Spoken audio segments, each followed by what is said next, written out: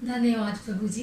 फिर एक सुंदर दिन के लिए। हाँ, गर्मी बहुत ज़्यादा है पर कोई नहीं, हर मौसम हमारे लिए अच्छी बातों को लेकर के आता है। आज हम लोग अद्भुत बातों को देखेंगे। भजन संहिता 119 उसका 18 पद।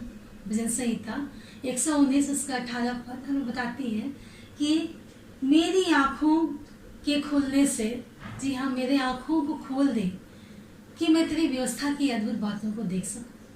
पिछले दिनों हमने परमेश्वर की अद्भुत बातों को देखी। परमेश्वर की अलौकिक सहायता के लिए प्रार्थना की भी हमें आवश्यकता है। परमेश्वर की आत्मिक बातों को देखने के लिए हमें परमेश्वर की उस सुंदरता को, उस महिमा को, उस समझ को, उस महानता को हमें देखने की आवश्यकता है। हमें परमेश्वर की प्रकाशन के द्वारा आपके हृदय की आँखों को खोले बिना आप परमेश्वर की बातों को देख सकते हैं। जी हाँ, आप मानवीय भावना को देख सकते हैं। इन सब के लिए आवश्यक नहीं है कि आप परमेश्वर को अपनी आँखों को एक दूसरे के रूप में खोलें। जी हाँ, परंतु परमेश्वर की और उसके पुत्र और संसार में उनके कार्य की और उनके आत्मिक सुंदरता को आप देख सकते हैं। एक दृष्टिहीन व्यक्ति सूर्य को नहीं देख सकता है, यद्यपि वह सूर्य के बारे में बहुत सारी जानकारियों को ले सकता है, जान सकता है, पर वो देखने में असमर्थ है। किसी के विषय में जानना और किसी को देखकर जानना दो अलग अलग बातें होती है।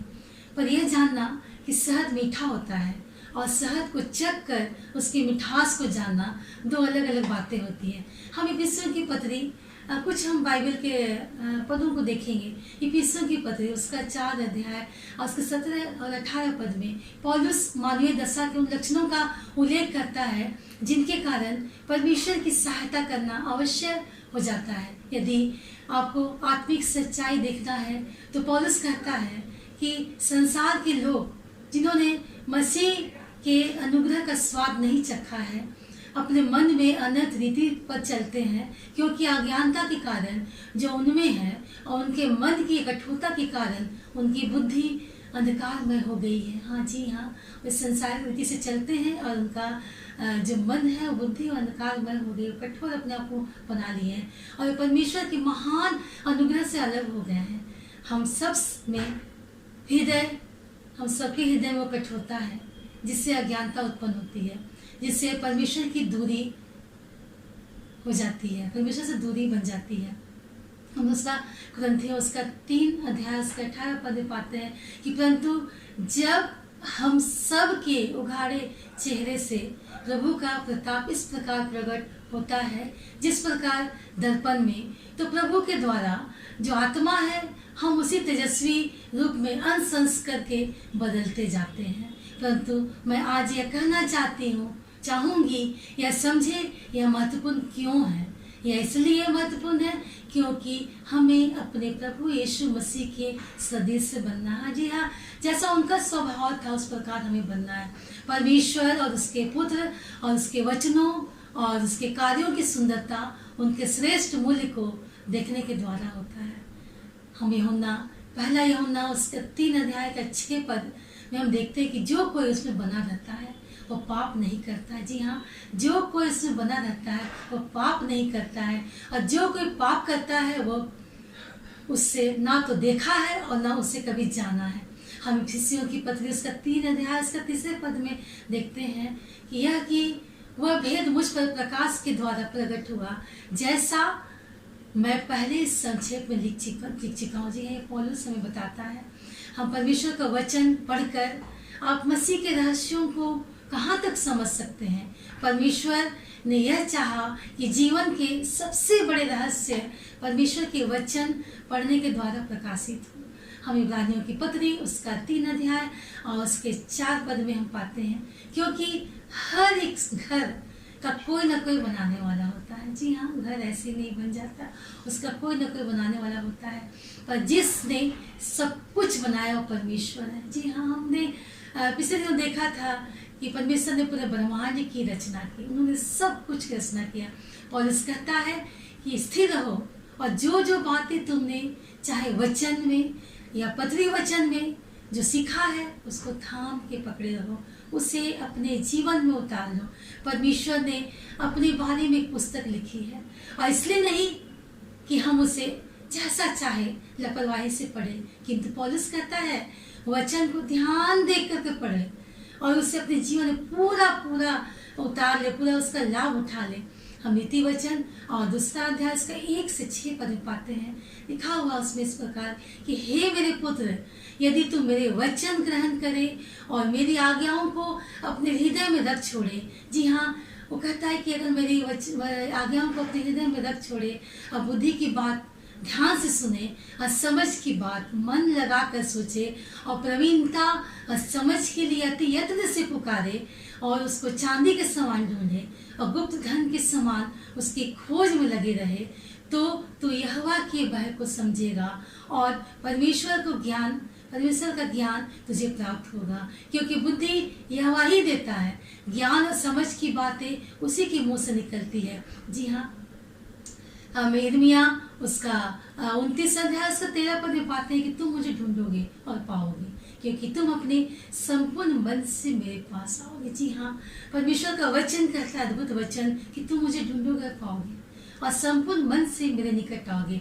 हम दूसरा तीमुथियुस उसका 3 अध्याय उसका 16 पद में पाते हैं, स्पष्ट रूप से लिखा हुआ है, ये जो पवित्र वचन, जी हाँ, ये पवित्र वचन और पवित्र बाइबल, ये पवित्र पुस्तक संपूर्ण पवित्र शास्त्र परमेश्वर की प्रेरणा से रचा गया है और उपदेशक समझाने और सुधारने और धर्म की शिक्षा के लिए लाभदायक है। जी हाँ, ये हमारे जीवन के लिए एक शिक्षा है। जी हाँ, पिछले तो हमने पढ़ा था जो वचन संहिता 119 से 105 में कहा गया है कि ये वचन मेरे पाँव के लिए दीपक और मार्ग के लिए उजियारा है। ये इसमें एक श्रेष्ठता को दर्शाता है।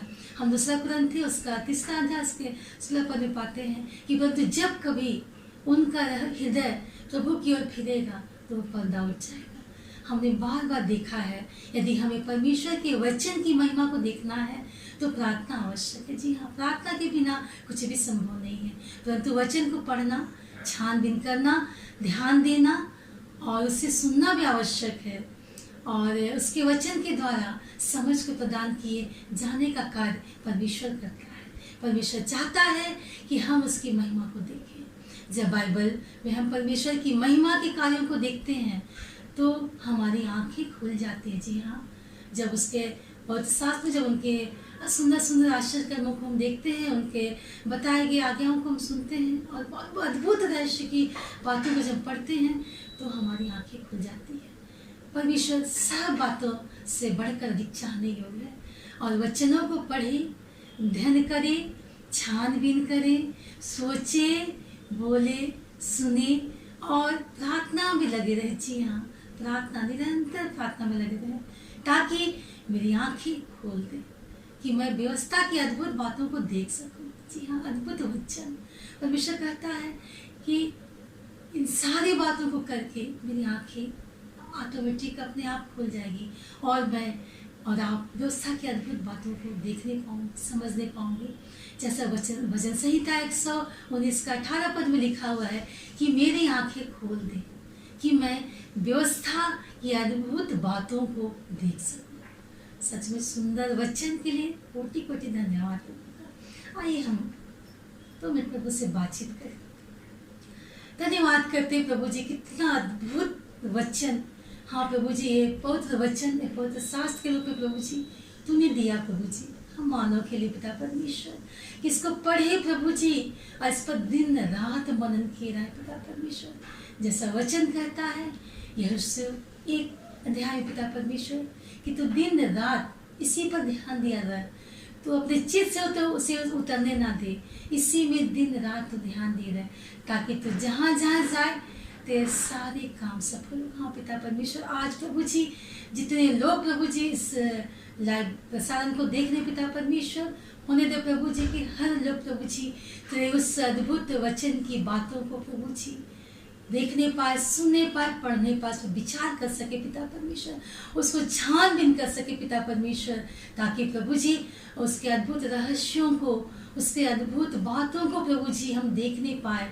और प्रभु जी तू हमारे आंखों को खोल दे पिता परमेश्वर, ताकि तेरे इस व्यवस्था की अद्भुत बातों को हम देख नहीं पाए पिता परमेश्वर। धन्यवाद करते हैं प्रभु जी। तो हमारे भारतवर्ष पर कृपा दृष्टि करना, इस कोविड-19 से प्रभु जी तो जल्द से जल्द आज़ादी देना पिता परमेश्वर। धन्यवाद करते हैं प्रभु जी कि तुमने हमारी प्रार्थना और विनती को सुना है। धन्यवाद के साथ हम इस प्रार्थना को प्रभु यीशु के पवित्र मीठे नाम से मांगते हैं। आमीन और आमीन।